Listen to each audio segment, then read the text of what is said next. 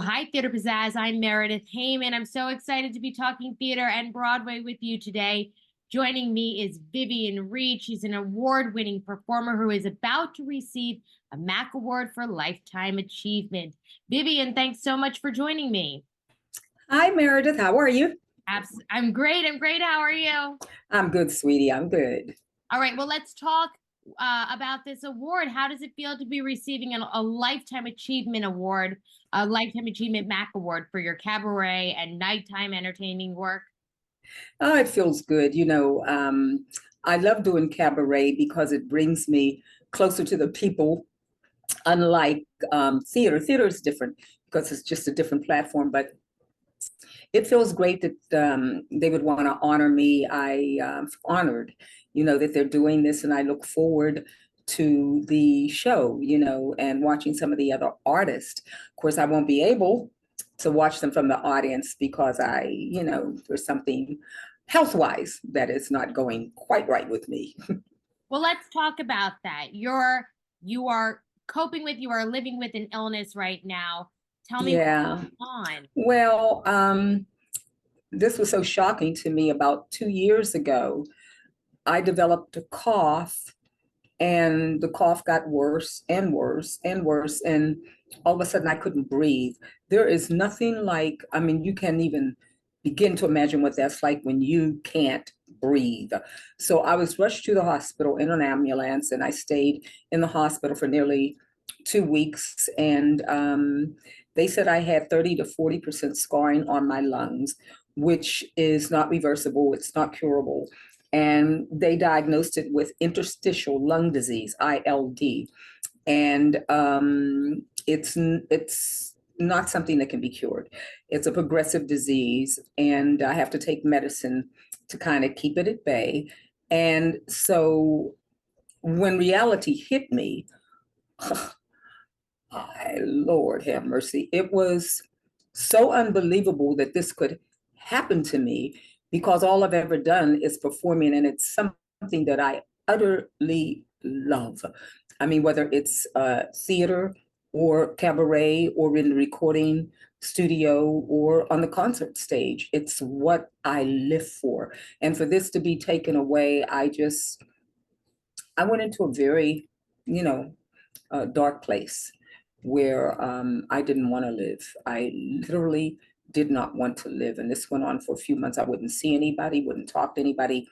And then my friends were determined, and they said, Vivian, you can't do this. Try to find that light at the end of the tunnel. And they kept drilling that into me. And I finally said, okay, you know what? Yes, it's time for me to accept what's wrong with me, but continue to live. So, yeah, I found that light. And now it's going to be all about young people and coaching them, teaching them, and all about the ways of the stage and show business, and putting on a show. Yes. Where do you like to see cabaret and nightlife now? What do you mean, where would I like to see it, in what respect? Where do you, when looking for a night out, who do you like to go see? Where do you go? Well, to tell you the truth, I can't go because of the precariousness of my condition. If I'm in a crowd and someone has a cold or they've had COVID, I could die. So I can't go anywhere, not really. When I do the thing on the 27th of April, I will be standing basically by myself watching the show, and there will be someone, stopping people from getting too close to me. So I haven't been to see anything in a long time. I can only catch it on YouTube or television. Mm-hmm. Mm-hmm. I mean, so this upcoming award must mean a lot considering Yeah, it does, because fun. it comes toward the end, so to speak, of my career as a performer, and it does mean a lot. They wanted me to sing because they didn't know the situation, and I told them, the producer, I had her call me, and I told her what happened. And of course, she thought it was just horrible what had happened to me. So they're going to keep, a chair near the stage. That'll be actually the first place that I'll be attending, but it'll be on the stage. I mean, just off stage. And when they announce it, she said, I only have a few steps to walk to the podium. And So I want to make that work. And yeah, and Norm Lewis is going to be introducing me. Spoke with him the other morning, and so I'm glad he's available, to present the award to me. And where would you like to see cabaret go in the future? Like, as I said, there's been such a resurgence over the last decade, but where do you think the art form is going? I don't know. I think maybe rooms could get a little bit bigger. But there's not really too many places that you can take cabaret. I think for me, I would like to see all forms of music in cabaret. Yes, you have the American Songbook, but that doesn't stop at the year 1950. I think you have great composers that came after that, including Stevie Wonder, Cyndi Lauper, and I would just like to see uh, more different genres of music in cabaret. For instance, you usually see a lot of theater presentations, but just not enough pop. I'd like to see more pop, more R&B, more jazz even, just different genres to offer audiences a choice. But here again, like with my shows were very eclectic. So you were going to get a bit of all of that, including classical music, which is how I started. But I think there are a lot of people who would like to play New York, but maybe they sing a type of music that just would not be appreciated in some of the mainstream clubs here in New York. So that I would like to see change a bit. You know what I would like to see? I'd like to see a revival of Bubbling Brown Sugar.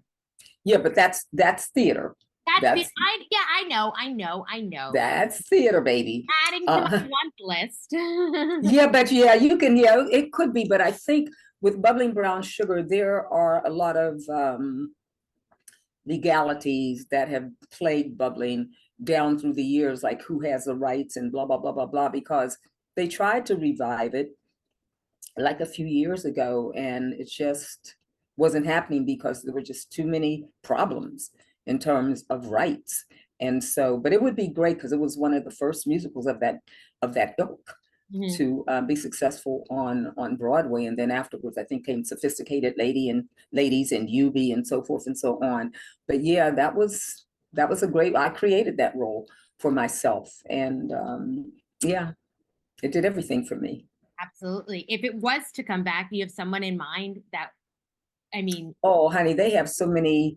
I personally don't know anyone in mind, but there are so many talented young ladies out there. The thing to my role in particular is that you have to be able to sing and dance or sing and move well. And you got to be able to do them both at the same time. There was a little thing when I left Broadway, just because I wanted to chill. And so another member of the show, I'm not going to call her name, but she thought, well, I don't understand why you're not offering that role to me. I mean, after all, I've been in the show, and she was playing another character in the show. So I think that I should be allowed to come in and audition. So the choreographer, who was Billy Wilson, said, oh, really? He said, then why don't you come in tomorrow? So she came in red, the whole thing, hair pulled back the way I wore mine. Baby, she got halfway, not even, they said it wasn't even halfway. She got maybe a quarter into Sweet Georgia Brown, and they thought they were going to have to take her ass to the hospital. She was completely exhausted because people look at these people look at performers on the stage and think, oh yeah, I can do that. No, you can't.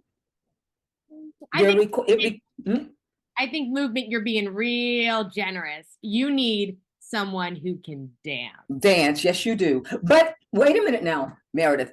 In particular, with Sweet Georgia Brown, in the beginning, it was Fred Benjamin when we were a showcase, and he was more dancey. So his version of Sweet Georgia Brown was more artsy, but Billy's version was just straight up camp. Any audience can identify with it.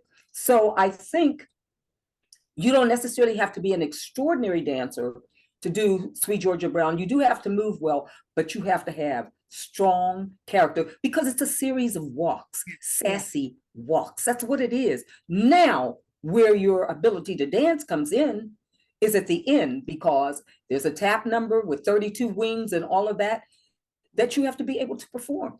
You know, And that requires dance skills. I mean, for sure. You know who just came to mind? Who? Adrian Warren. Oh, Adrian could do it easily. Right. Adrian could do it. Absolutely, Adrian could do it. Yes, she would just have to just, really rehearse over and over again. I did it on the treadmill. While I would be singing Sweet Georgia Brown, I would be walking at a fast pace because what you do have to do, no matter how well you sing or how well you dance, you have to marry those two because they're happening at the same time. And you just can't up and say, I'm going to do that. You have to put in the work. Even as a strong singer and a strong dancer, you still have to put in the work to get to that stamina level. So you want to produce? Let's get this mounted. No, not really, because I've tried it before. I don't really like it. It's a lot of work. What I wouldn't mind doing, and which I have done on occasion, is when say directors have had a problem with trying to get a singer to really get inside the song, that's where I come alive to be able to help a singer become a performer. Meredith, there's a difference between singers and performers. You can be a great singer with fabulous technique, but if you can't sell that song, then it means nothing. So what you ultimately want to become in show business is a great performer, a great entertainer. Yeah. Great singers are a dime a dozen, but if they can't sell you their crap, when you're watching them, they can't make you feel, they can't make you laugh, can't make you cry, can't evoke some kind of emotion, then they're not doing their job. They're just singing. I mean, no one knows that better than you. Hallelujah! Vivian, thank you so much for joining me. And honey, so much congratulations on this very, very well-deserved upcoming MAC award. It is a lifetime achievement indeed. Thank you. Thank you, Meredith. Absolutely. And stay right here on Theater Pizzazz for more news and interviews from me. I'm Meredith Heyman. Thanks so much for joining us.